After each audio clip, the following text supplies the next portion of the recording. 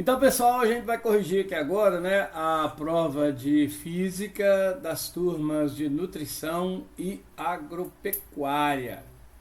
Questões aí que envolvem circuitos, né? Prova de eletrodinâmica. Então, eu vou ler cada questão e logo em seguida a gente faz a resolução, né? Como sempre costumo fazer. Vamos lá então. Cite duas propriedades do circuito série. Ok? Então eu vou colocar aqui, primeira delas, né? Oferece apenas um caminho para a corrente. Outra propriedade, a corrente em todos os elementos, né, do circuito, claro, é a mesma. Bom?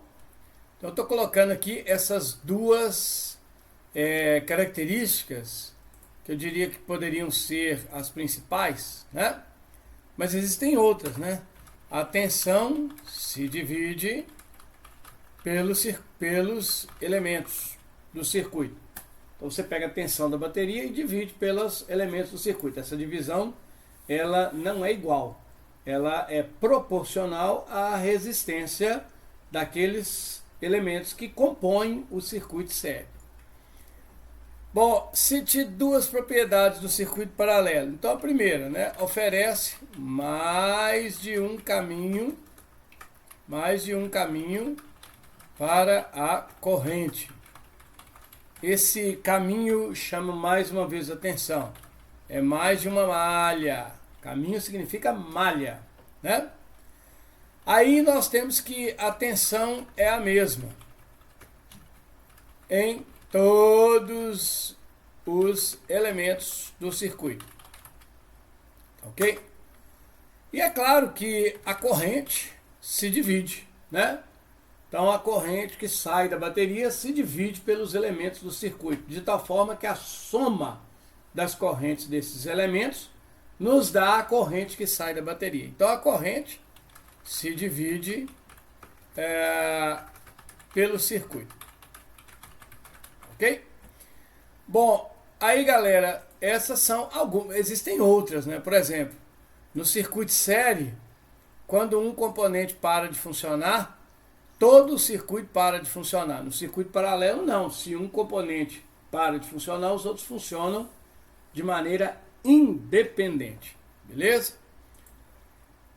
Certo dispositivo possui as seguintes especificações: 110 volts por 2.750 watts.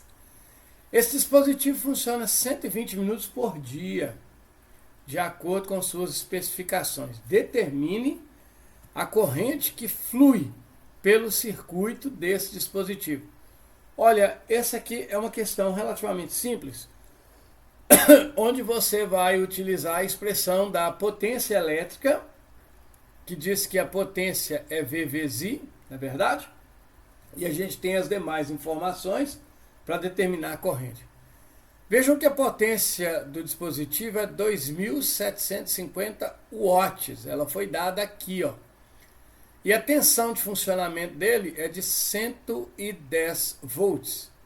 Isso fará uma corrente circular pelo dispositivo. Essa corrente, então, será 2.750 dividido por 110, ou 275 dividido por 11. Se você fizer 275 dividido por 11, você vai encontrar 2, porque 2 vezes 1, 2, 2 vezes 1, 2, sobra aqui 5. Descendo esse 5, 55 dividido por 11 dá 5, porque 5 vezes 11 é 5, 5 vezes 1 é 5. Então nós temos aqui, ó, 25. A corrente que circula no circuito é de 25 amperes. Esta aqui é a resposta para esse item aí da questão. Na letra B eu peço para você calcular a resistência elétrica do dispositivo. Pessoal, a resistência elétrica do dispositivo nós tiramos da expressão geral do circuito. Quem vê, sempre ri. Note mais uma vez que ele funciona com 110 volts. Para isso a gente tem uma resistência. E a corrente nele é de 25 amperes. Portanto, a gente conclui aqui, né, que a resistência do dispositivo será dada por 110 dividido por 25. Se você pegar 110 e dividir por 25, você terá então 4, porque 4 vezes 25 dá 100, sobra, portanto, 10, vírgula, acrescenta um zero, 100 por 25 dá 4, 4 vezes 25, 100, sobra nada. Então nós temos aqui que a resistência do nosso dispositivo é de 4,4 ohms. Está aqui a resposta. Agora eu posso calcular essa resistência de um outro jeito, né? Eu posso utilizar a relação potência IV, tensão, VI, para a gente chegar na seguinte expressão, em que P é igual a V quadrado sobre R. Então eu teria, por exemplo, 2.750, que é igual a 110 ao quadrado, é 110 vezes 110. Tudo isso dividido por R. Então eu teria, na verdade, que a gente teria 110 vezes 110 dividido por 2.750.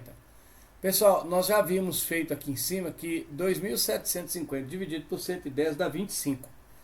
Então, eu vou pegar um desses 110 aqui, ó, e vou simplificar aqui embaixo, e eu vou ter aqui 25. Veja, 110 dividido por 25, que dá, de novo, 4,4 ohms. Então, você pode calcular dessas duas maneiras. O consumo elétrico mensal desse dispositivo e o custo desse consumo, considerando que o valor do cobrado é de 1 kWh de 60 centavos. Então, a gente calcula o consumo de um aparelho, que é a energia consumida, multiplicando a potência pelo tempo de funcionamento. Tempo esse que deve estar em hora, tá ok? Em hora. Então, a gente vai fazer o seguinte, né? A energia vai ser a potência do aparelho, que é 2.750 watts, mais uma vez. Essa potência foi dada aqui em cima. E o tempo de funcionamento dele é de 120 minutos. Galera, 120 minutos são 2 horas. Porque 1 hora é 60. 60 mais 60, 2 horas, 120 minutos. Então você tem aqui, ó, tá? Multiplicado por 2 horas. Como é o consumo mensal, nós teremos isso 30 vezes. Então nós teremos um consumo de energia que será de 2.750 vezes 60 watt-hora. Isso nos dá um consumo de energia que será, se você pegar 275 e multiplicar por 6, 6 vezes 5, 30, vão 3. 6 vezes 7, 42, com 3, 45, vão 4. 6 vezes 2, 12, com 4 dá 16. Você terá 1650, com esses dois zeros aqui, ó, watt-hora, ou seja, 165 mil watts-hora. Se a gente pega o watt-hora e divide ele por 1000, nós temos a energia de 165 kWh. Passar de watt-hora para kWh, basta dividir por 1000, ok? Atenção, é kWh, não é kilowatt por hora, entendeu? Bom, se nós temos 165 kWh de consumo, vamos ver quanto que esse consumo vai custar. É só você pegar e fazer uma seguinte conta muito simples. Você vai pegar 165 e multiplicar pelo valor do quilowatt-hora, que é de 60 centavos, ou 0,6. Fazendo essa conta, a gente detém aqui, né? A gente obtém 6 vezes 5, 30, vão 3. 6 vezes 6, 36, com 3 dá 39, vão 3. 6 vezes 1, 6, com 3 dá 9. Uma casa depois da vírgula, uma casa depois da vírgula. Então nós temos aí um gasto mensal de R$ 99. Esse aqui, galera, é o consumo elétrico do aparelho e esse aqui é o valor que se paga por este consumo elétrico, ok? Passando para a próxima questão, que é a questão 4, nós temos aqui um circuito elétrico e esse circuito elétrico é pedido para a gente classificar as baterias ABCD como geradores e receptores. Então, como é que a gente faz isso?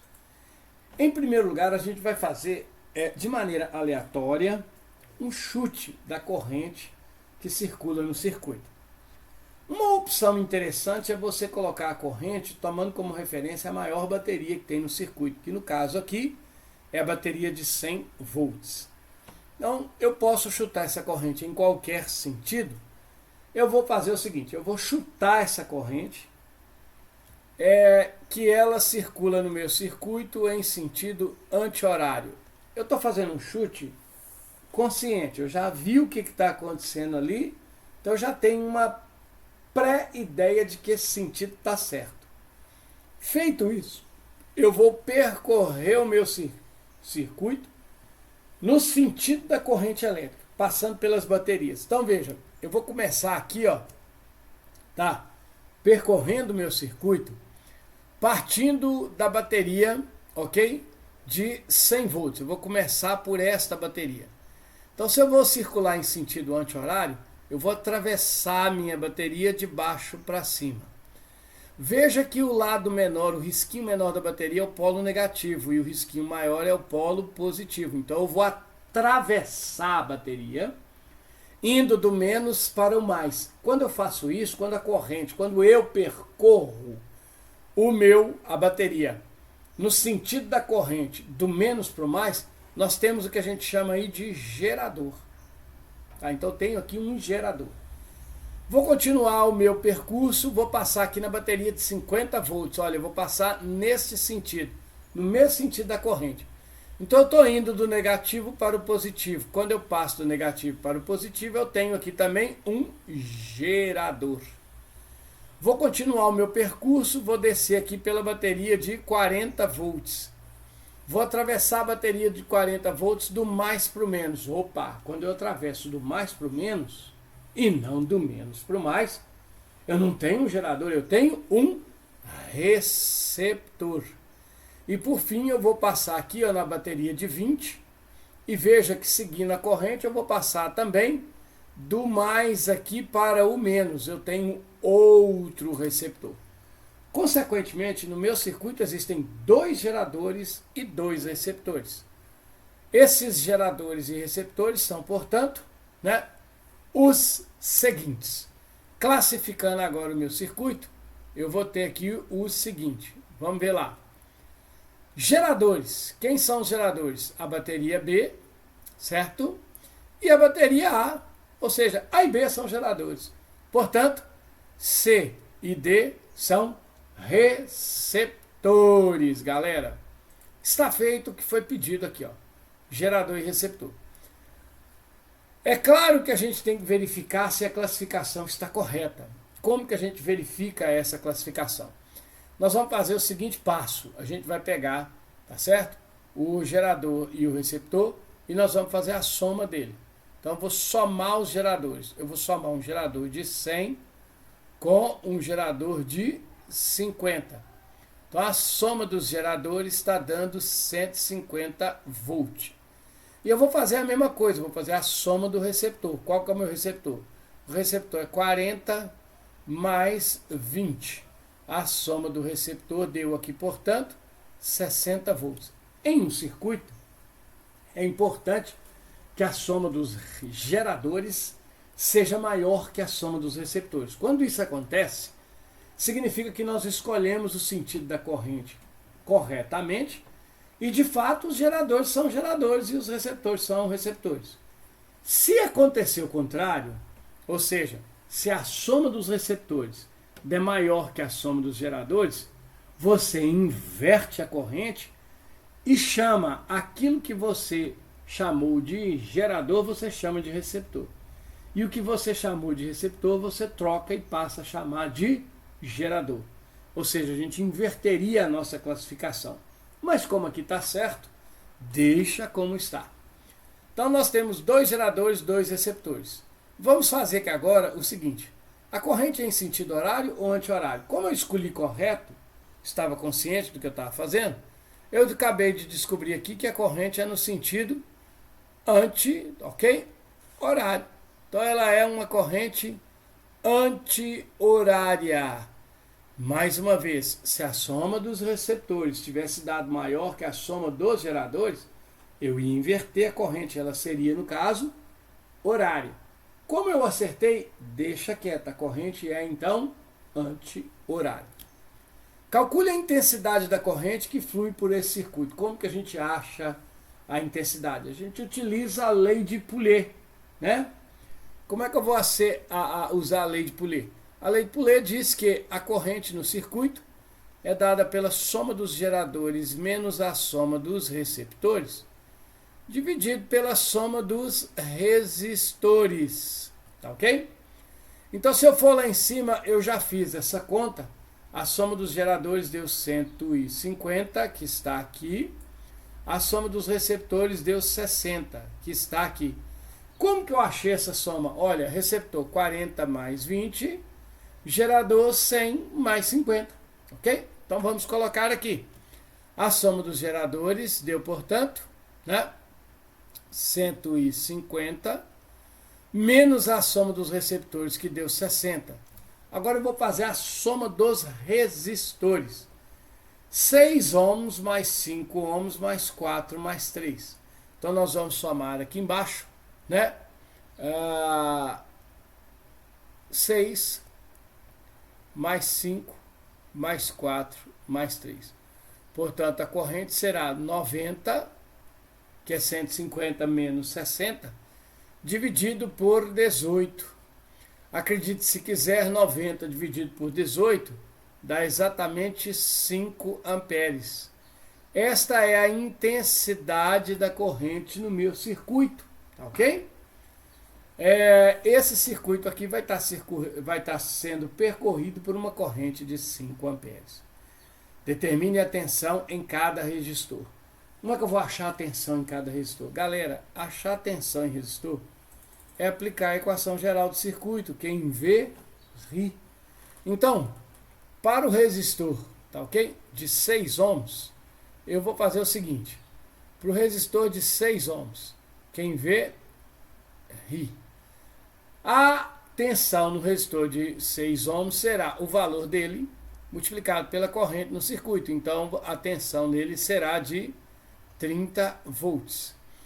Vou pegar agora o resistor de 5 ohms. Quem vê, ri. A tensão nesse resistor será o valor dele vezes a corrente nele. Logo, nós teremos 25 volts. Vou fazer para o resistor de 4 ohms. Quem vê, ri. A tensão nele, então, será o valor dele vezes a corrente no circuito. Teremos uma tensão de 20 volts. E, por último, o resistor de 3 ohms. Quem vê, ri. A tensão no resistor será 3 vezes 5, portanto, 15 volts. Isso acontece, pessoal, porque no circuito série, e este é um circuito série, repare que o caminho para a corrente é apenas um. Então, no circuito série, a tensão da bateria se divide pelo circuito. Se você pegar 30, somar com 25, com 20 e com 15, fatalmente será encontrado uma tensão total aí, né, de 90 volts, que é aquela tensão que é o valor correspondente à soma dos geradores menos a soma dos receptores. É a tensão líquida que está aplicada no nosso circuito. Então nós temos as tensões aqui. Agora calcule a potência dissipada pelo resistor de 6 ohms. Então, para o resistor de 6 ohms, a potência é igual a V vezes I. Isto é, a voltagem que está nesse resistor, que nós calculamos aqui em cima, ó, que é de 30 volts, ok? E eu vou, então, multiplicar isso pela corrente no circuito, que é 5 amperes. Então, o resistor tem 150 watts. É uma potência dissipada na forma de calor. E eu vou pedir também na bateria de 100 volts. Se eu vou pegar a bateria de 100 volts, a potência também é VI. É a voltagem dessa bateria, que é 100, e a corrente no circuito. Então, a potência da bateria é de 500 watts. No resistor, a gente chama de potência dissipada. Na bateria, será uma potência fornecida, visto que essa bateria é um gerador. Se fosse um receptor, seria a potência consumida, né, no nosso receptor. Bom, isso resolve então a questão de número 2. Passemos agora para a resolução da questão de número 5. Ali era a questão 4. Então vamos resolver agora a questão de número 5. Determine a resistência equivalente nos pontos A e B dos circuitos a seguir. Este circuito é um circuito em paralelo. Quando você tem um circuito paralelo, a resistência equivalente é dada pela relação 1 sobre REC, 1 sobre um dos resistores, mais 1 sobre o outro resistor. Tirando o mínimo múltiplo comum de 30 e 60, se você fizer o mínimo múltiplo comum de 30 e 60, você vai chegar por 2, 15, 30. Por 2, 15, 15. Por 2 não dá, vamos por 3, 5, 5. E por 5 dá 1 e 1. Portanto, o mínimo múltiplo comum será 5 vezes 2, 10. 10 vezes 3 dá 30, vezes 2, 60. O mínimo múltiplo comum de 30 e 60 é 60. Então, nós vamos colocar aqui 60. 60 dividido por 60 dá 1. Vezes 1 é 1 mesmo. 60 dividido por 30, 2. Vezes 1, 2. Então, nós temos que 1 sobre REC é o mesmo que 3 sobre 60. Vamos pegar essa fração e vamos inverter. O que está embaixo passa para cima, o que está em cima passa para baixo. Então, se eu inverter isso aqui tudo, eu vou ter que REC dividido por 1 é igual a 60 dividido por 3.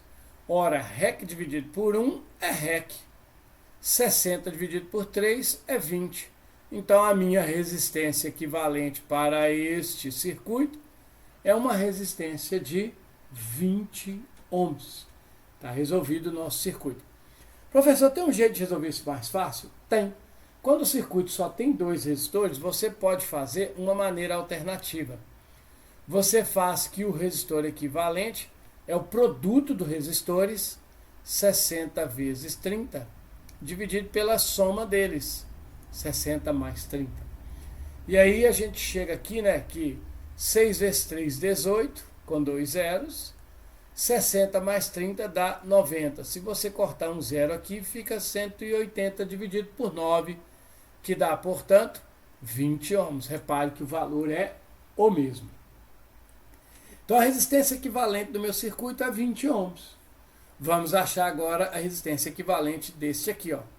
Olha, aqui eu vou usar algumas propriedades para a gente ganhar tempo, tá ok?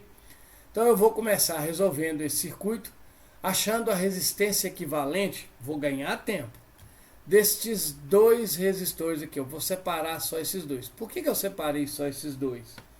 Porque são 2 resistores em paralelo que têm valores iguais. Quando nós temos 2 resistores em paralelo, ou quando nós temos resistores em paralelo com valores iguais, você pega a resistência de um deles e divide pela quantidade. Então, no caso aqui, a resistência equivalente desses 2 caras aqui, ó, é o valor de um deles dividido pela quantidade. Ou seja, esses 2 resistores funcionam como se fosse um resistor de 10 ohms. Então, o meu circuito, ele passa a ser algo mais ou menos parecido com isso, ó. Eu continuo com os 2 resistores de 5, tenho aqui um resistor de 10 e automaticamente eu estou substituindo os outros 2 por mais um resistor de 10 ohms. Então, veja, aqui tem um resistor de 5, aqui tem um resistor de 5, aqui tem um de 10 e aqui agora tem um de 10. Este resistor de 10 aqui, ó, são esses dois reduzidos. Mais uma vez, eu vou fazer a separação destes 2 aqui, ó. Perceba que novamente eu tenho 2 resistores iguais. Então, a resistência equivalente dele é o valor de 1 dividido pela quantidade, que são 2. Esses dois resistores funcionam como se fosse um resistor de 5. Então, meu circuito acaba virando um resistor de 5, outro resistor de 5, e aqui eu tenho mais um resistor de 5 ohms. Então, eu tenho aqui, ó, 5, 5 e 5. Vale lembrar, mais uma vez, eu vou chamar a atenção que este 5 aqui, ó, esse resistor de 5, é esse conjunto que eu acabei de reduzir. Assim sendo, eu cheguei num circuito que tem 3 resistores de 5 em série. Como eu tenho 3 resistores em série, eu vou fazer a resistência equivalente deles. A resistência equivalente é simplesmente a soma 5 mais 5 mais 5, ou seja, o resistor equivalente passa a ser 15 ohms.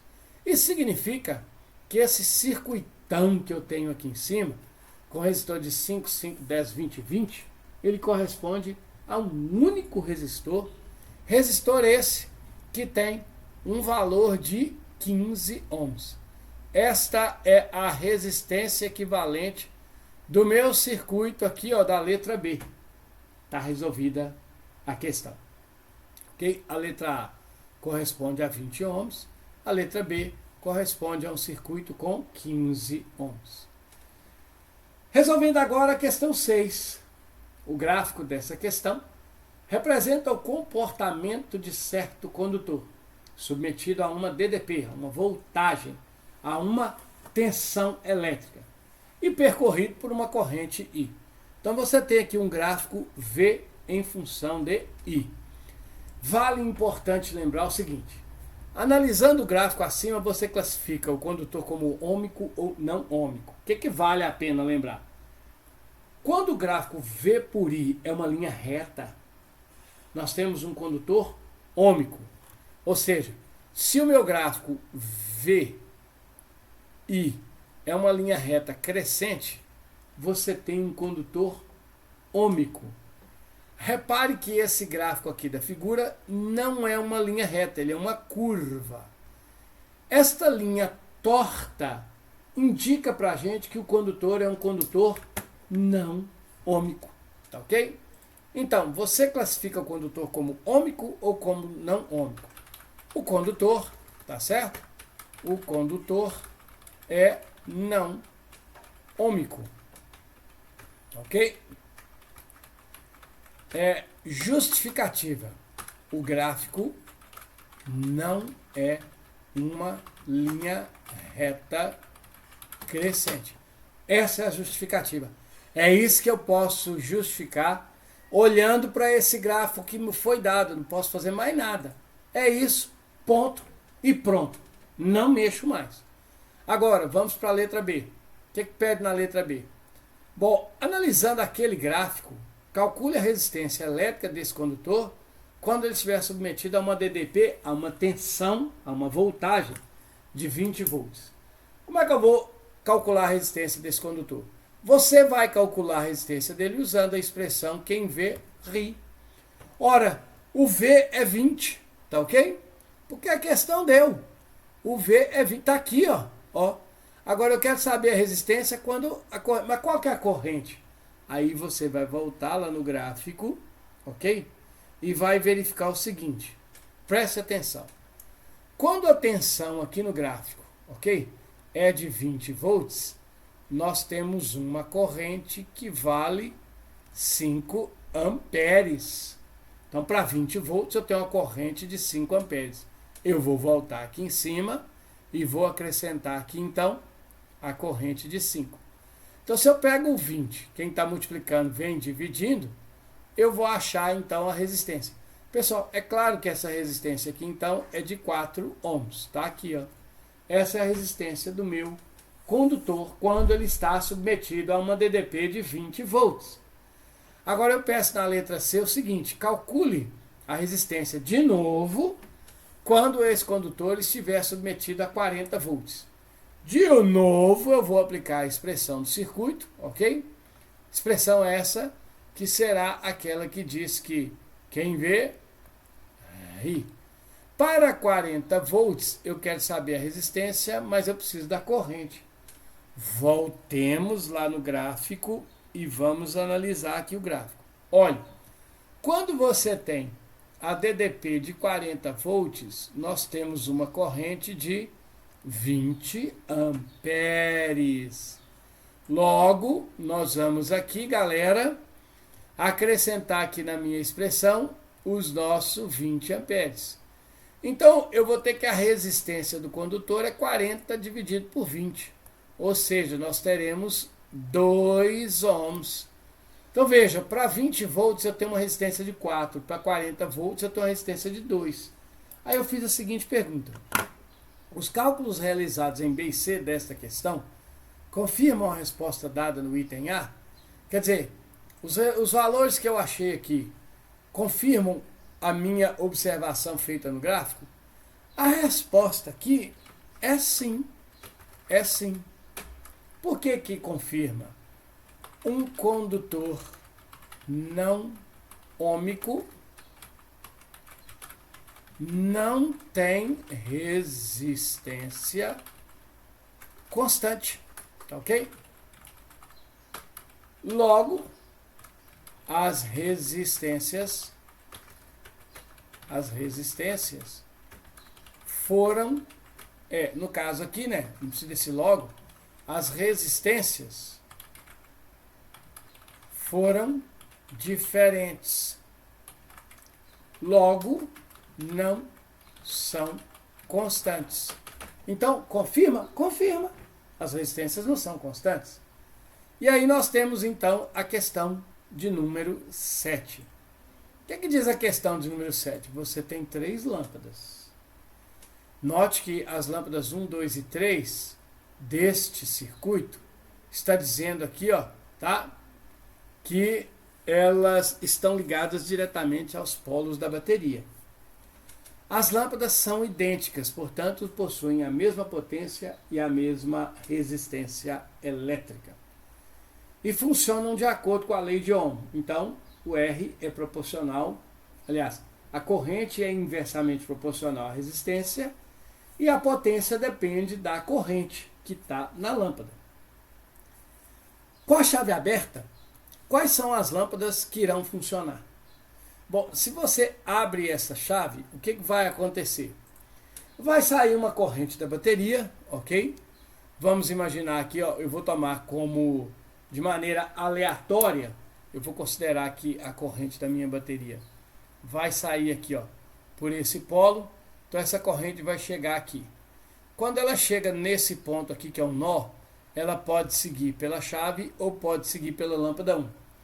Estando a chave aberta, uma corrente não consegue passar por ela. Corrente não passa por circuito que está aberto. Então, essa corrente, ela vai chegar aqui no nó e vai se dirigir para a lâmpada 1. A lâmpada 1, então, irá funcionar, ela irá acender. E essa corrente, então, chegando aqui nesse nó, ela retornará ao polo da bateria. Então, com a chave aberta, quais lâmpadas funcionam? Apenas a lâmpada 1. Uma corrente não passa por um circuito que está aberto. A lâmpada 2 e a lâmpada 3 estão no circuito que a chave se encontra aberta. Então, elas não funcionam. Então, a resposta para esta pergunta é: quais são as lâmpadas que irão funcionar? Apenas, ou qual a lâmpada que irá funcionar? Apenas a lâmpada 1. Pois as demais encontram-se em um circuito aberto. Logo, não serão percorridas por corrente elétrica. Não funcionarão. Ok? Ok? Então aqui, ó. Isto é, não funcionarão. Então só acende a lâmpada 1. Suponha que a corrente I circule pela bateria quando a chave está aberta. Então quer dizer, quando a chave está aberta, só funciona a lâmpada 1. Então isso quer dizer que na lâmpada 1 passará aqui, ó, tá ok? Uma corrente na lâmpada 1, ok? Essa corrente que vai passar aqui na lâmpada 1 será então uma corrente que a questão está dizendo que se chama corrente I. Na lâmpada 1 passa a corrente I. Ok? Então, beleza. Agora, o que a questão fala? Se a chave fecha, com a chave fechada, a corrente que vai fluir pela bateria será de quanto? E caramba! Com a chave aberta, eu sei que a bateria vai dar uma corrente I. E com a chave fechada? Galera, vamos fazer aqui uma análise, beleza? Então, para a gente analisar, né, o que se pede aqui na questão da letra B, eu vou copiar esse circuito que está aqui, vou colar em uma folha à parte, para a gente poder analisar com a chave aberta e com a chave fechada. Vamos lá então. Aqui estão os meus circuitos, ok? O mesmo circuito que foi dado na questão. Então eu vou fazer o seguinte, eu vou considerar primeiro aquela situação em que a chave está aberta. Tá ok, pessoal? Então vejam, com a chave aberta, o que nós vamos ter? Nós vamos ter apenas corrente circulando pela lâmpada 1. Essa corrente que circula na lâmpada 1 é uma corrente I. Ela é inversamente proporcional à resistência da lâmpada. Depende da resistência da lâmpada. No nosso caso aqui, em que só a lâmpada 1 está funcionando, a corrente I, ela é, na verdade, a tensão que eu aplico na lâmpada dividido por sua resistência. Esse é o valor da corrente I para este circuito. Tá ok? Agora, se eu venho aqui nesse circuito e fecho essa chave, o que vai acontecer? Vai sair aqui da bateria uma corrente que eu vou chamar aqui no caso de IB, e essa corrente ela vai ser a soma da corrente que passa pela lâmpada 1, tá ok? Que eu vou chamar aqui de I1, com a corrente que passará também pelas lâmpadas 2 e 3. Porque agora, repare que a chave está fechada. Eu vou chamar essa corrente aqui ó, de corrente I2, 3. Beleza? Lembre-se que as lâmpadas são iguais. Então, a lâmpada 1 tem uma resistência R, a lâmpada 2 tem uma resistência R, e a lâmpada 3 também tem uma resistência R. Lembrando e levando em consideração essas resistências, eu preciso de enxergar que esse circuito aqui com a chave fechada, ele é algo muito parecido com isso aqui, ó. São duas lâmpadas, uma lâmpada, ok? Ligada aqui à minha bateria, tá ok? Como essa lâmpada é R, essa é R e essa é R, esse circuito ainda equivale a isto aqui, ó. Eu tenho uma bateria, aqui a lâmpada 1, que é de resistência R, e aqui ó, é um circuito em série, com duas lâmpadas. Então eu vou ter aqui ó, o equivalente a uma lâmpada que tem uma resistência 2R. Tá ok? 2R. Então agora nós vamos fazer uma análise aqui teórica. Veja bem. A corrente que sai da minha bateria, que é a IB, vai ser a corrente que passa na lâmpada 1, que eu chamei de I1. E a corrente que passa aqui em cima, que eu chamei de I2, 3. Vamos ver quem é I1 e quem é I2, 3. Mais uma vez, vejam. A equação do circuito, quem vê, ri. Eu vou lembrar que corrente é V sobre R. Foi isso que eu utilizei nesta situação aqui. Então, vou voltar para cá. Quem é a corrente I1? A corrente I1 é a tensão que eu aplico na lâmpada 1, V, dividido pela resistência da lâmpada 1, que é R. Agora, qual que é a corrente I2, 3? É a tensão que eu aplico na lâmpada I2, 3, né? Esse 2R aqui, ó, a tensão. Isso aqui é um circuito paralelo. Então, a tensão da bateria é a mesma que está aqui em cima, ó. Então, eu vou pegar a tensão da bateria, que é V, e vou dividir pela resistência deste conjunto aqui, ó, que é 2R. Então eu tenho aqui em cima, passando uma corrente I2, 3, que vale V sobre 2R. E tenho aqui na lâmpada 1, passando uma corrente que vale V sobre R.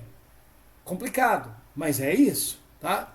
Então essa corrente que passa aqui, ela vale V sobre 2R. Essa corrente que passa aqui, ela vale V sobre R. A corrente que sai da bateria, ela é a soma dessas duas.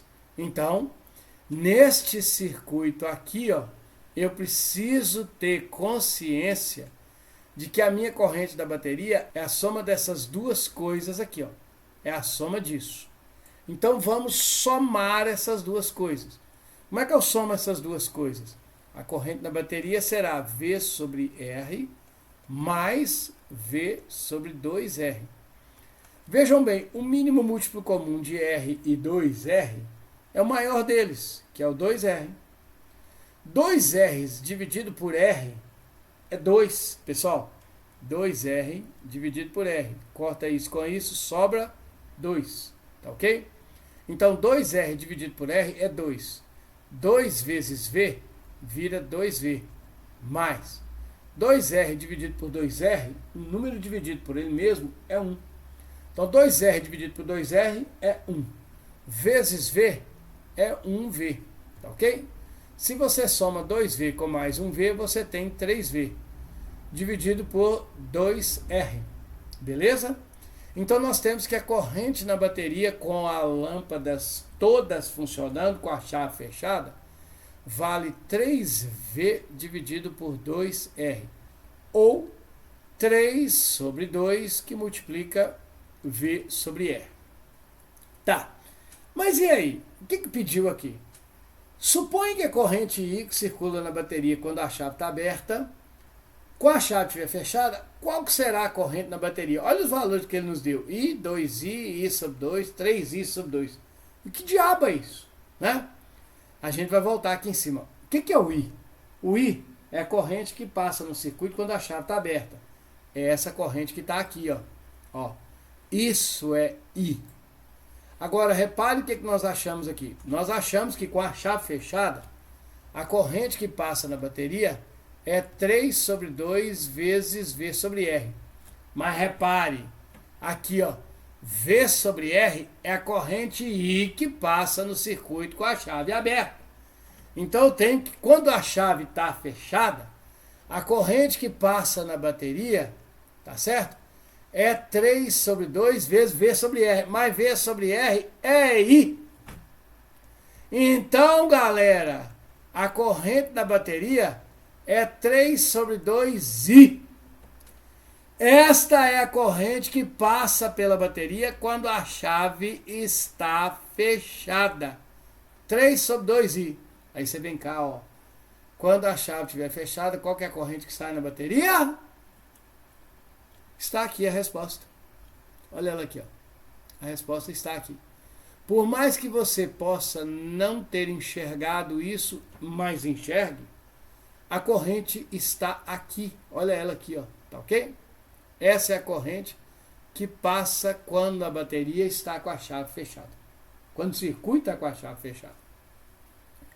A resposta, então, é a alternativa D. Agora, comparando-se as potências dissipadas pela lâmpada 1 e 3, quando ambas estiverem funcionando, quando ambas estão funcionando, o que acontece quando ambas estão funcionando? Na lâmpada 1 passa uma corrente V sobre R. Na lâmpada 3 passa uma corrente V sobre 2R. Então vamos lá. Quando as duas lâmpadas funcionam, na lâmpada 1, olha aqui, ó, na lâmpada 1 passa uma corrente V sobre R. Na lâmpada 3 passa uma corrente 2E não, né? Passa uma corrente 3V sobre 2R. Tá ok? Essa é a corrente da lâmpada 3. Essa é a corrente da lâmpada 1. Ele pede para a gente comparar as potências das lâmpadas, né? Então vamos ver qual que é a potência da lâmpada 1. Pessoal, a potência da lâmpada 1 é a voltagem que está aplicada nela vezes a corrente que passa por ela, V sobre R. Ou seja, a potência da lâmpada 1 é V quadrado sobre R. E isto é a potência na lâmpada 1. Tá ok? Agora vamos ver a potência na lâmpada 3. Qual que é a potência na lâmpada 3? É a voltagem que está nela vezes a corrente que está nela. 3V sobre 2R. Mas eu vou ter que voltar lá, porque é o seguinte, veja só. Qual que é a voltagem que está na lâmpada 3? Prestem atenção no seguinte, quando eu tenho um circuito de série, a voltagem da bateria se divide pelos componentes do circuito. Como os componentes são iguais, o que a voltagem da bateria vai fazer? Ela vai dividir pelas duas lâmpadas, a lâmpada 2 e a lâmpada 3, de maneira igual. Então, na lâmpada 2, vai aparecer uma voltagem que é a metade da voltagem da bateria. E na lâmpada 3 vai também aparecer a metade da voltagem da bateria. Então a lâmpada 3, quando ela estiver funcionando, ela vai ter uma voltagem que é a metade da voltagem da bateria. Tá? Porque ela está em série com a lâmpada 2. A lâmpada 1 vai ter a voltagem da bateria, é V. Toda a voltagem da bateria, porque ela está diretamente em paralelo com a bateria. Isso, galera, quer dizer que na lâmpada 3 nós vamos ter uma voltagem que é apenas V sobre 2. Então, isso aqui ó, é a voltagem na lâmpada 3, isso aqui é a corrente na lâmpada 3. Então, a potência da lâmpada 3 é a multiplicação disso. V vezes 3V vai ser 3V ao quadrado. 2 vezes 2R vai me dar 4R. Tá ok? Repare, eu tenho que comparar P3 com P1. Caramba, que desespero. Eu vou só escrever isso aqui diferente. Eu vou escrever isso como 3 sobre 4, que multiplica V quadrado sobre R. Então veja, a potência da lâmpada 3, tá ok? A potência da lâmpada 3 é 3 quartos V quadrado sobre R. Mas veja que V quadrado sobre R é a potência da lâmpada 1. Então, eu posso vir aqui e escrever que a potência da lâmpada 3 é 3 sobre 4 vezes a potência da lâmpada 1. Olha aqui, ó. Olha aqui que bacana. Ó. Achei uma relação entre a potência da lâmpada 3 e a potência da lâmpada 4. Professor, por que você escreveu P1 aqui mesmo? Porque veja aqui, ó. Veja aqui, ó. Aqui, veja aqui. V quadrado sobre R é P1. Então, aqui, ó, V quadrado sobre R é P1. Então, P3 é igual a 3 quartos de P1. Se a gente vier aqui na questão, veja, P3 é igual a 2P1, não. P3 é igual a P1 sobre 4, não. P3 é P1 sobre 2, P3 é P1, ó, P3 é igual a 4P1. Caraca! Olha, P3 é igual a 4P1. Como eu pedi para consertar na sala, porque isso aqui estava errado, né? Então você já sabe que o valor de P3 é 3 quartos de P1. Era para colocar aqui, né? O valor que eu coloquei nas alternativas, que eu corrigi em sala, que P3 é igual a 3P1 dividido por 4. Esta aqui ó, é a relação correta entre as potências das lâmpadas 3 e 1. Beleza? Ora, isso finaliza, né, a correção da nossa prova. Então, pessoal, espero que vocês tenham gostado. Tchau, tchau.